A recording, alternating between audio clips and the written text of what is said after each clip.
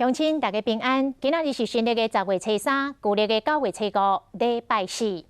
又阁是一件互人心情真沉重的意外。火烧厝有2个消防员死伫的火窟。台中大雅一间做免洗碗池的工厂，半暝点外火烧厝，100外坪的铁皮工厂烧到半天红。消防局出动着7个分队去拍火，到半暝3点，大火是愈烧愈大。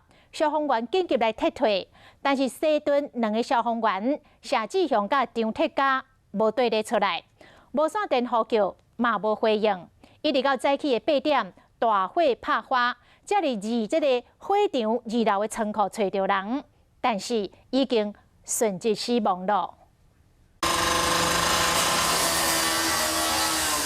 100坪铁皮厝过拢烧起来，强烈的火势照光夜空，铁皮厂房已经拢烧甲变形去。警消警员伫现场有水线灌救，工厂员工紧甲停伫门口的车刷走。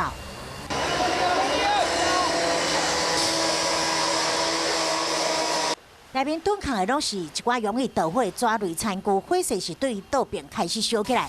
警消有顾开厂房这铁皮灌救。民众表示讲，当时听到爆炸的声音，开门就看到会导火。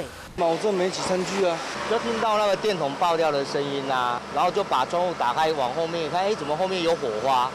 因为无确定正边的厂房是不是有人受困，2名消防队员谢志雄甲张铁家，因带着仪器进入火场探测人体温度，结果10分钟了后，乌烟火势向正边的厂房扩散，带队小队长用无线电赶紧呼救撤退。我们这个小队长就跟指挥官报告，指挥官就马上清点人数，就是还没有找到这2个。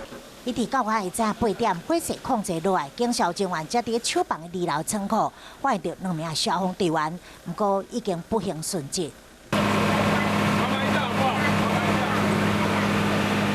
队员的遗体领出来时阵，现场拍火兄弟，一个目眶拢红红，甚至有会骨流目屎。因列队行礼，马向2位殉职的队员讲，任务结束啊。